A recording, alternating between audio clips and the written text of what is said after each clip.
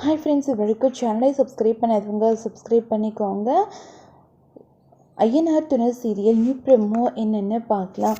வீட்டில் எல்லாருமே சமைச்சிட்டு இருக்காங்க. அப்போது சோழன் நிலாவுக்கு உதவி பண்ணிட்டு இருக்காங்க சமைக்கிறதுக்கு. அப்போது நிலா பயங்கரமாக திட்டிகிட்டே இருக்காங்க. கொஞ்சம் கூட எதையுமே பார்த்து செய்யவே மாட்டிங்களா, இப்படி இருந்தால் எப்படி நம்மளால் முன்னேற முடியும் அப்படின்னு சொல்லிட்டு ரொம்பவே கோவப்படுறாங்க. நம்ம நிலா உப்பு எவ்வளோ போடுறதுன்னு கூட உங்களுக்கு தெரியலன்னா என்ன தான் பண்ண முடியும் அப்படின்னு சொல்லிட்டு செமையாக கத்திக்கிட்டே இருக்காங்க. இவன் எல்லாத்துக்கும் பிடிச்சி திட்டிகிட்டே இருக்கான் அப்படின்னு சொல்லிட்டு கிட்டே போய் சொல்கிறாங்க. பல்லவனோட அம்மா எங்கே இருக்காங்கன்னு நான் கண்டுபிடிச்சிட்டேன் அப்படின்னு சொல்கிறாங்க. கண்டுபிடிச்சிட்டிங்களா? எங்கே இருக்காங்க? அவங்க அம்மா இங்கே தான், கொஞ்சம் தூரத்தில் தான், நீங்கள் சொன்ன இடத்துல தான் இருக்காங்க அப்படின்றாங்க. பரவாயில்லையே, இவ்வளோ சீக்கிரம் கண்டுபிடிச்சிட்டிங்க அப்படின்னு சொல்லி பேசிகிட்டே இருக்காங்க. அதுக்கப்புறம் பார்த்தோம்னா நிலா சொல்கிறாங்க, சரி பல்லவன் இங்கே இருக்கான், அவன்கிட்ட எதுவும் சொல்லிடாதீங்க, கொஞ்சம் அமைதியாக வேலையை மட்டும் பாருங்கள் அப்படின்னு சொல்கிறாங்க. அதுக்கப்புறம் பார்த்தோம்னா ரொம்பவே ஃபீல் பண்ணிக்கிட்டே இருக்காங்க. நம்ம சோழன் என்ன எப்போ எது கேட்டாலும் ஓவராக நம்மளை பிடிச்சி கற்றுக்கிட்டே இருக்காங்க. இதுக்கு எல்லாமே ஒரு முடிவு கட்டியே ஆகணும் அப்படின்னு சொல்லிட்டு இன்னும் இவ சமைக்கவே ஆரம்பிக்கலாம், அதுக்குள்ளே நம்மளை எவ்வளோ பாடுபடுத்துகிறாளே, இவகிட்ட இருந்தால் அவ்வளோதான் அப்படின்னு சொல்லிட்டு ரொம்பவே டென்ஷன் ஆகுறாங்க. அதுக்கப்புறம் பல்லவன் கேட்குறாங்க, அண்ணியோட காதில் ஏதோ ஒன்று சொன்னீங்களே, என்னது அப்படின்னு கேட்குறாங்க. அது உனக்கு எதுக்கு, உனக்கு தேவையில்லாத விஷயம் அப்படின்னு சொல்லிட்டு சொல்கிறாங்க. அதுக்கப்புறம் ரொம்பவே ஃபீல் பண்ணிக்கிட்டே இருக்காங்க. நம்ம ரொம்பவே டென்ஷனாகவே இருக்காங்க. சோழன் எப்போ பாரு நம்மளை இப்படி திட்டிகிட்டே இருந்தால் நம்ம எப்படி தான் இவங்க கூட இருக்கிறதுன்னு தெரியல அப்படின்னு சொல்லிட்டு ஃபீல் பண்ணிக்கிட்டே இருக்காங்க. இன்னொரு பக்கம் நிலா ஆஃபீஸ்க்கு போகிறாங்க. அப்போ அவங்களோட பாஸ் கூப்பிட்றாங்க. கூப்பிட்ட உடனேயே போகிறாங்க. போன உடனே அவங்க சொல்கிறாரு, நீங்கள் எனக்காக ஒரு பெரிய ப்ராஜெக்ட் பண்ண போகிறீங்க அப்படின்றாங்க. அந்த ஃபைலை கொடுத்த உடனே நிலா ரொம்பவே சந்தோஷப்படுறாங்க. இவ்வளோ பெரிய ப்ராஜெக்ட் நான் பண்ண போகிறேன் அப்படின்னு சொல்கிறாங்க. ஆமாம், நீங்கள் தான் பண்ண போகிறீங்க அப்படின்னு சொல்கிறாங்க.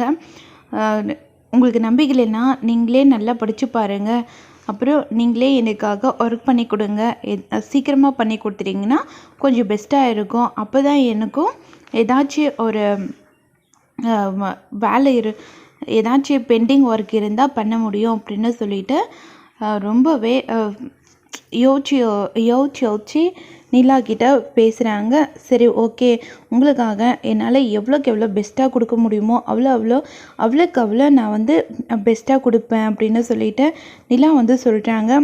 உங்கள் மேலே எனக்கு நம்பிக்கை இருக்குது, நீங்கள் எதுக்காகவும் கவலைப்படாதீங்க அப்படின்னு சொல்கிறாங்க நிலாவோட பாஸ் அதுக்கப்புறம் நிலாவோட ஃப்ரெண்ட் சொல்கிறாங்க, இவர் எப்போவுமே யார்கிட்டையுமே எதுவுமே அவ்வளோவும் மனசு விட்டு பேசவே மாட்டார், ஆனால் உங்ககிட்ட இவ்வளோ பேசுகிறாருன்னா கண்டிப்பாக அவருக்கு உங்களை பிடிச்சிருக்கு போல் அப்படின்னு சொல்லிட்டு பேசிகிட்டு இருக்காங்க.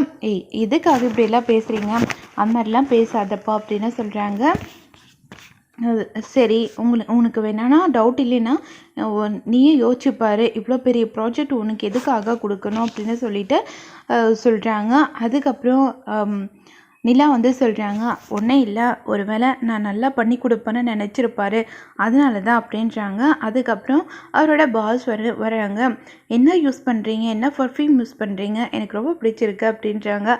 உங்களுக்கு விருப்பம் இல்லைன்னா சொல்லாதீங்க, விட்டுருங்க அப்படின்னு சொல்கிறாங்க. அப்படிலாம் ஒன்றும் இல்லை, நான் எந்த பர்ஃப்யூமே யூஸ் பண்ணலை அப்படின்னு சொல்கிறாங்க.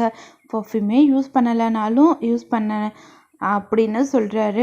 பரவாயில்ல, உங்கள் மேலே அவர் ரொம்பவே அஃபெக்ஷனாக தான் இருக்கார் போல் அப்படின்னு சொல்லிட்டு அவங்க ஃப்ரெண்டு கலாய்ச்சிட்டே இருக்காங்க. அதெல்லாம் கேட்ட உடனே ரொம்பவே டென்ஷன் ஆகுறாங்க. நிலா எதுக்காக இப்போது தேவையில்லாமல் பேசிகிட்டு இருக்க அப்படின்னு சொல்லிட்டு அவங்க ஃப்ரெண்டுக்கிட்ட கோவப்படுறாங்க. நான் எங்கே தேவையில்லாமல் பேசுகிறேன், அது மாதிரி தானே பாஸ் நடந்துக்கிறாரு அப்படின்னு சொல்லிட்டு அவங்க ஃப்ரெண்டு கிண்டலாக பேசிகிட்டே இருக்காங்க. இன்னொரு பக்கம் சேரன் கால் வலியால் ரொம்பவே கஷ்டப்பட்டுட்டு இருக்காரு. அதெல்லாம் பார்த்த உடனே அவரை கல்யாணம் பண்ணிக்க போகிற பொண்ணு வராங்க. அதை பார்த்த உடனே ரொம்பவே ஃபீல் பண்ணுறாங்க. எல்லாரும் கன்ஸ்ட்ரக்ஷன் ஒர்க்கில் டீ சாப்பிட போயிடுறாங்க.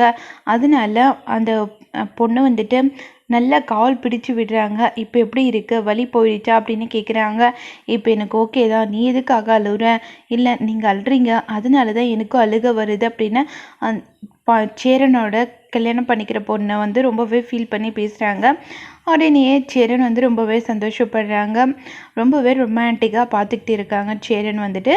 அதுக்கப்புறம் 2 பேரும் ரொம்பவே ஹாப்பியாக இருக்காங்க. ஒருத்தருக்கு ஒருத்தர் மாற்றி மாற்றி சாப்பாடு ஊட்டிக்கிறாங்க. அதுக்கப்புறம் சேரன் வந்து ரொம்பவே ஹாப்பியாக அங்கேருந்து கிளம்பி போகிறாரு. இன்னொரு பக்கம் பார்த்தோம்னா நிலா சொன்ன மாதிரி பல்லவனோட அம்மாவை எல்லா இடத்துலையும் தேடிட்டு இருக்காங்க. சோழன் வந்துட்டு எப்படியாச்சும் அவங்கள தேடி கண்டுபிடிச்சிடணும் அப்படின்னு தேடிட்டு இருக்காங்க. இன்னொரு பக்கம் பார்த்தோம்னா பாண்டியன் வந்துட்டு நல்லா அவங்களோட ஒர்க் ஷாப்பில் ஒர்க் பண்ணிகிட்டு இருக்காங்க. அப்போது அந்த கடையோட ஓனர் வராங்க. என்னால் இதுக்கப்புறம் இங்கே கண்டினியூவாக என்னால் லீஸ் எடுத்தெல்லாம் செய்ய முடியாது. என்ன சொல்கிறீங்க? இந்த பொழப்பு இல்லைன்னா வேறு எதுவுமே எனக்கு தெரியாது. எனக்கு புரியுதுப்பா பாண்டியா, நீ எதுக்காகவும் கவலைப்படாத. இந்த கடையை நீயே லீஸுக்கு எடுத்துக்கோ, 3 லட்ச ரூபா கொடுத்துட்டு அப்படின்றாங்க. 3 லட்ச ரூபாவா? ஆமாப்பா, உன்னால் கண்டிப்பாக முடியும், நீ யோசிச்சுப்பாரு அப்படின்னு சொல்லிட்டு பாண்டியன்கிட்ட சொல்லிவிட்டு அங்கேருந்து ஓனர் வந்து கிளம்புறாங்க. இதோட இந்த ப்ரோமோ முடியுது. வரப்போகிற எபிசோடில் என்ன மாதிரிலாம் நடக்க போகுது நம்ம பார்க்கலாம்.